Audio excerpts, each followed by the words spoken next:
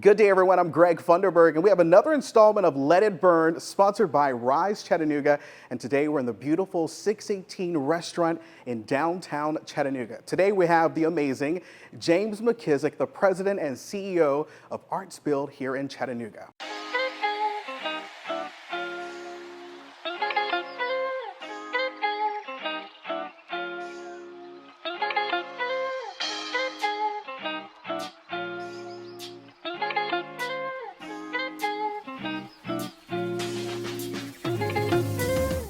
Hello, my name is Curtis Green, along with my business partner Darian Scott, are the owners of 618 Restaurant and Lounge. We're a proud sponsor of Let It Burn. We're located at 618 Georgia Avenue, where we offer soul food with a modern twist. We're open Tuesday through Sunday, and also you can follow us on all social media platforms. Thank you. I am so excited to be talking to my friend James McKissic. How's it going? It's going great. How are you doing? Doing well. National Gallery of Art. You're the arts man yourself. So tell me, when did you develop a love for art? Oh, God. When I was born, probably. I just was always connected to the arts, to visual art, to music. And I was actually thinking the other day, like, even in my house that I grew up in, like my mom and dad, they had different visual art. My mom collected different prints. So I've always been connected to the arts and have just always had a passion for visual art, making art, and visiting and seeing art. When you think about visiting and seeing art, what do you see typically when you're in museums? Because most people, they just go in and say, oh, this is nice. But I'm sure you have a different perspective. Visiting a museum for me it's a lot like meditation, really. I just love seeing things that I haven't seen before in combinations that I would have never thought of.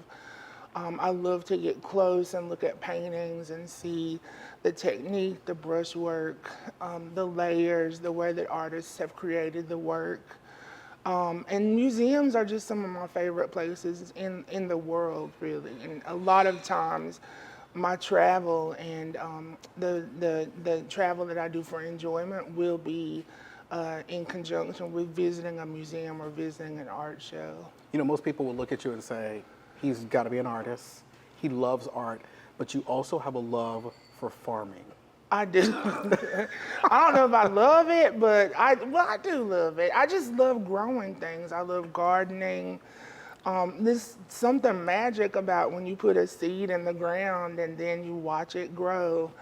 So I love it. It's part of my history, so I do try to study farming and agriculture and pass it on and carry it on into my generation and the next generation. When you talk about being part of your history, tell us more in detail about how did that come about? Well, so just looking back through my family's history, many of them were teachers, educators. A lot of them were in agriculture, worked the land, had farms. There were blacksmiths along the way, carpenters, contractors. And in my life, I've tried to kind of explore all of those things, like by taking a blacksmith class at John C. Campbell School, farming. I'm growing pumpkins right now. I have a raised bed garden at the house. Just staying connected to it. I think that it's so important for us to preserve, carry on, experience our culture, and then leave some of it for the next generations. What is it like for you gardening and using stuff from your own garden in the kitchen? Well, there's nothing like that when you pick a pepper or, a squash out of your own garden. I was telling someone earlier today, like the herbs, like sage, rosemary, oregano, thyme. Like this is the time of the year when I will start chopping big clumps of it, hanging it up in the house so I can season the food like for Thanksgiving and Christmas.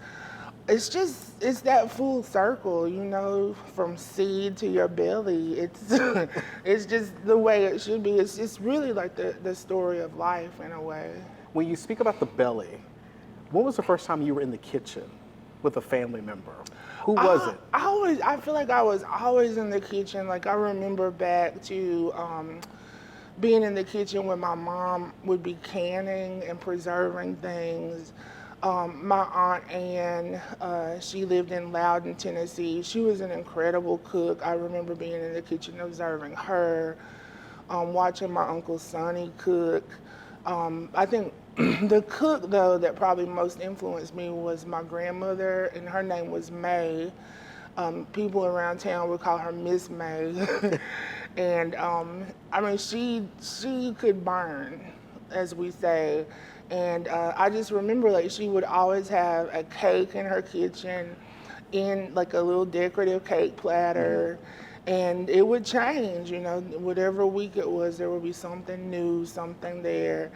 And some of my favorite memories are like the cakes that she made for me for my birthday. Like, you know how now you go get the fancy cake or you go order it at Publix. You know, back in those days, my grandmother would make them for all of the grandchildren with the candles on it. We would blow it out.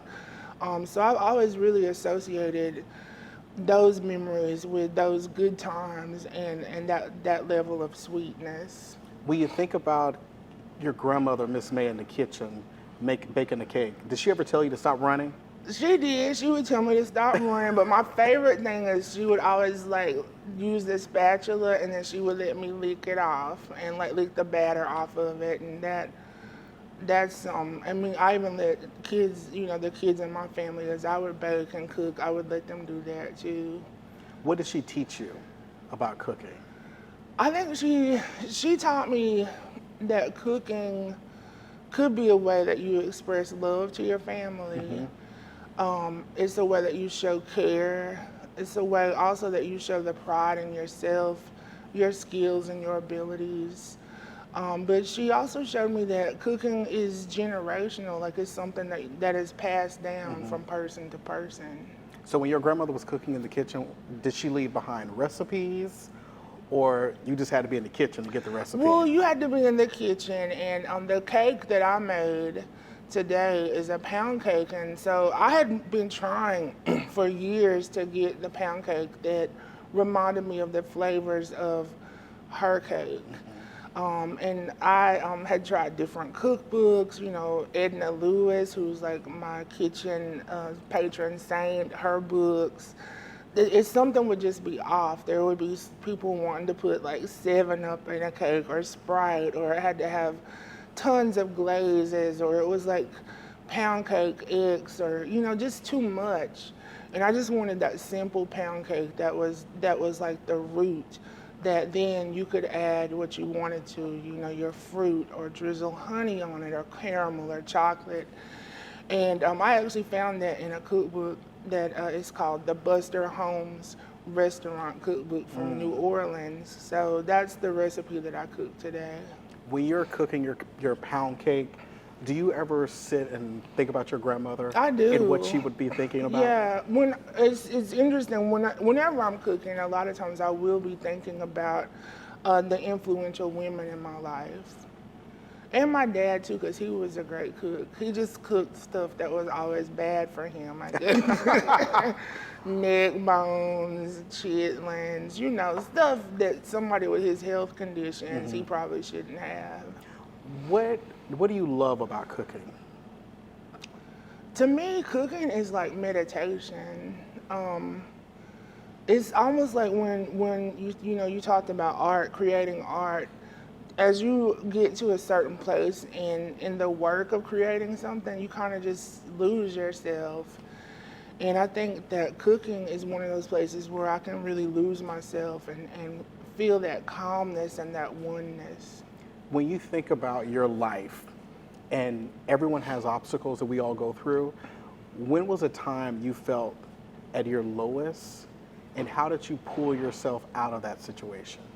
Well, I think the lowest I felt was recently. I had a lot of deaths in my family, and that compounded with the pandemic was really rough. It brought me to a place I had never really been before. And the way I kind of pulled myself out of it was realizing that I needed therapy. I needed to talk to someone else.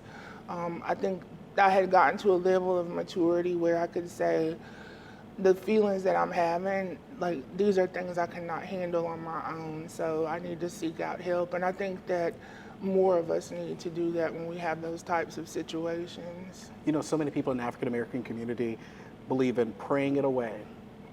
And, you know, for you, what would you say to people who are out there dealing with something that is bigger than what they can imagine to take that first step?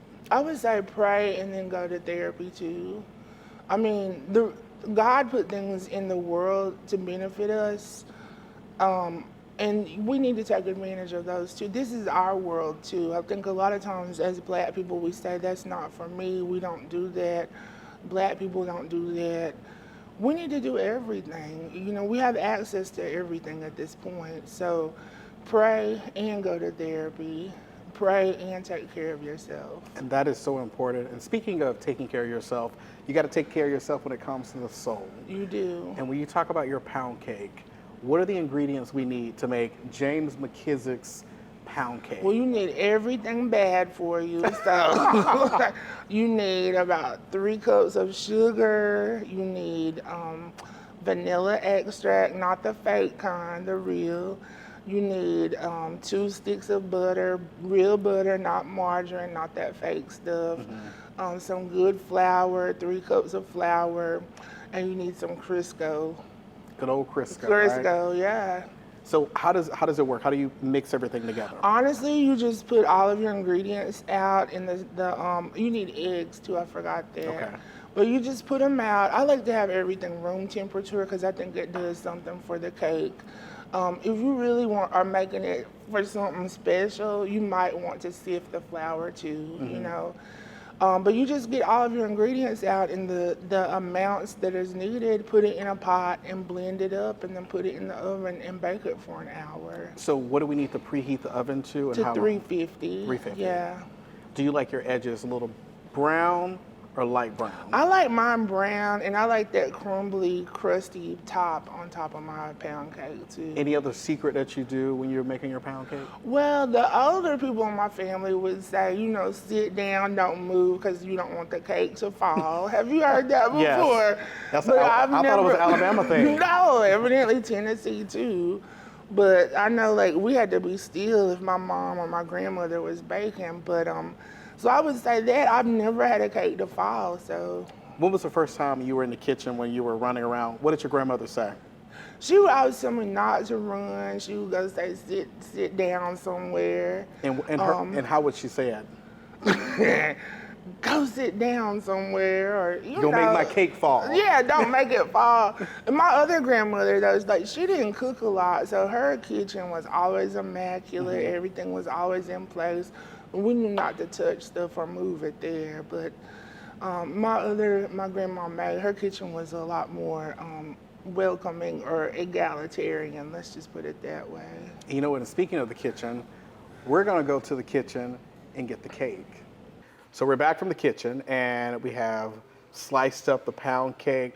So Curtis Green, 618, go ahead, you do the first honors. See, I got this big smile on my face. Do you like pound cake? I love sweets. Okay. So I've been waiting for this, so I'm still smiling, so let's try it.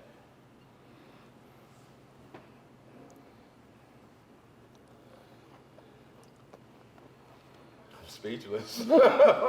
This is so good. This is so good. I'm glad y'all like it. James, you can cook. Thank you.